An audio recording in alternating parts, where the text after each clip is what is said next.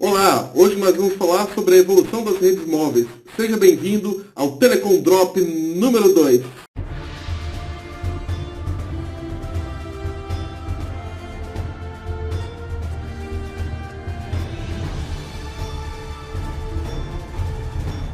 Hoje vamos resumir em poucos minutos 30 anos de história de telefonia móvel no Brasil. Se você viveu no começo dos anos 90, deve estar lembrado daquele aparelhinho que a gente chamava de pager ou bip. Era um aparelhinho que recebia mensagens até 128 caracteres. Bem, 128 caracteres era o pager ostentação, né? Porque os mais simples mesmo era só 64 caracteres. Pode parecer besteira hoje em dia, mas isso foi um grande avanço. Pela primeira vez era possível se comunicar com pessoas que não estavam em casa ou no trabalho, ou em qualquer lugar que tivesse um telefone fixo. E assim, esse aparelhinho não enviava mensagem não, ele só recebia. E funcionava mais ou menos assim. Imaginem que a Nina queira mandar uma mensagem pro namorado dela. O que ela tinha que fazer? Ela pegava o telefone fixo da casa dela, ligava para uma central, falava para atendente a mensagem que ela queria mandar pro namorado, até 128 caracteres. Sou rica! A atendente digitava no sistema e era mandada por um rádio, tinha uma antena omnidirecional. E a mensagem era enviada até o pager do namorado da Nina. Se ele quisesse responder, ele tinha que ou ligar para ela, ou ligar para uma central e mandar pro pager dela alguma coisa. E assim, a galera usava esses pagers no cinto. Era a última moda. Responde aí, você usaria isso no cinto hoje em dia? Não. E não era raro você encontrar pessoas com 2 ou 3 bips no cinto, assim, pendurado, só pra ostentar que tinha 3 pagers. Aí lá por volta de 1994, 95, chega ao Brasil os primeiros telefones celulares analógicos. Estava iniciada a primeira geração de telefonia celular no Brasil. O sistema 1G ficou conhecido como AMPS, o Analog Mobile Phone System. O sistema 1G era totalmente analógico e não existia segurança na interface aérea. What? Isso significa que era possível interceptar chamadas sem muita dificuldade. O sistema 1G foi desenvolvido exclusivamente para a transmissão de voz. Nesse sistema não tinha transmissão de dados. Os terminais eram pesados, a bateria não durava muito e também não era possível fazer roaming. Mas todo mundo estava feliz porque não tinha nada melhor. Na segunda metade da década de 90, chega ao Brasil a segunda geração de telefonia móvel. No Brasil, o sistema adotado para o 2G inicialmente foi o TDMA e o CDMA. E um pouco mais tarde o GSM, que é uma tecnologia baseada em TDMA. O 2G já era uma tecnologia com mais segurança na interface aérea. A segunda geração pode ser dividida em 3 fases. Primeiro o GSM, depois o GPRS e depois o Edge. Vocês vão notar que a evolução da telefonia celular sempre ocorre em função da capacidade de transmissão de dados. Os avanços mais significativos da primeira fase do 2G se resumem ao surgimento do SMS, o Short Message Service, vulgo torpedo. Pela primeira vez era possível enviar e receber mensagens pelo celular. Uau!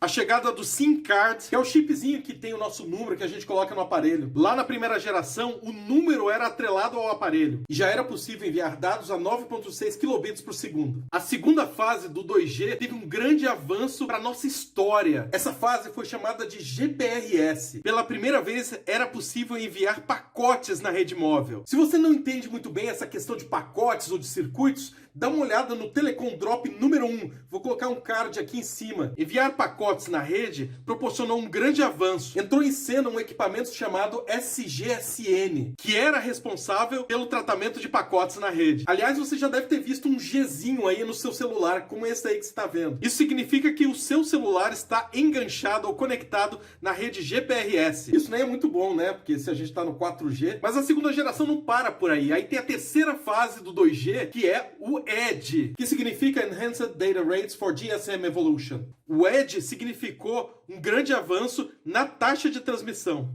E da mesma forma que o GPRS, você já deve ter notado um Ezinho aí, ó, no seu celular. No Edge ainda não tinha esse negócio de acesso à internet via browsers e etc. Mas já era possível acessar alguns serviços bancários, informação do tempo, e os aparelhos já vinham com esse joguinho aí, ó.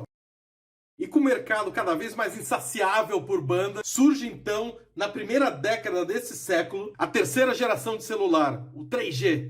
Uhul! A premissa do 3G era garantir uma taxa de download de 2 megabits por segundo se você está parado, ou 384 kilobits por segundo se você está em movimento. Da mesma forma que o 2G, o 3G também foi dividido em 3 etapas. O HSDPA, o HSUPA e o HSPA Plus, maisinho lá. O HSDPA significou a diminuição do delay dos pacotes no sentido de downlink. Isso possibilitou uma taxa de downlink de 14 megabits por segundo. Depois foi desenvolvido o HSUPA. Nesse caso, ocorreu uma redução no delay dos pacotes de uplink. Por isso, UPA, HSUPA. Muitas vezes você vai ver seu telefone assim, tem um Hzinho ali mostrando que você está conectado na rede HSDPA. Nessa época, ocorreu um boom na internet de telefonia fixa. Isso também refletiu na telefonia móvel. Mas no começo do 3G não tinha esses aplicativos, a gente não conseguia ver streaming, isso só ocorreu no 4G. Daí depois chegamos na terceira fase do 3G, que foi chamado de HSDPA Plus. Tem esse maisinho aí. A gente não se dá conta, mas o 3G significou uma infinidade de novos serviços. A possibilidade de você fazer videochamada pelo telefone era uma coisa esperada aí desde os anos 80 no desenho dos Jetsons. Finalmente, lá por 2009, 2010, chega na Europa a quarta geração de telefonia móvel. O 4G também é chamado de LTE, o Long Term Evolution. A mudança foi tão grande que o core da rede foi totalmente reformulado. Uma rede totalmente voltada a transporte de pacotes. De novo, se você não viu o que é pacote, vê lá o Telecom Drop número 1. No 4G, a voz sobre IP já é uma realidade. A parte de acesso do 4G também sofreu muitas mudanças. Podemos citar aí o OFDMA, uma tecnologia chamada MIMO, ou Multiple Input, Multiple Output, entre outras mudanças. Pela primeira vez, as operadoras podiam dividir a infraestrutura e o espectro, no que ficou conhecido como RAN Sharing, Radio Access Network Sharing. Sharing é de compartilhamento em inglês. Isso na prática significa que se você tem um site da TIM, por exemplo, numa cidade lá no interior, e a Vivo ou a Wake ou a Claro quiser chegar lá, eles podem usar a mesma torre, por exemplo. Para o usuário, o 4G significou também uma quebra de paradigma, uma explosão de novos serviços como os aplicativos, os apps dos celulares, a possibilidade de streaming. O 4G também foi dividido em fases. O LTE-A de Advanced, que proporcionou mais tecnologias, como a tecnologia de Carrier Aggregation, onde é possível o seu telefone estar conectado em mais de um site. E nós temos a terceira fase chegando aí, que é o LTE Advanced Pro, que já vai nos oferecer alguns serviços que serão comuns no 5G. Bem, para o 5G,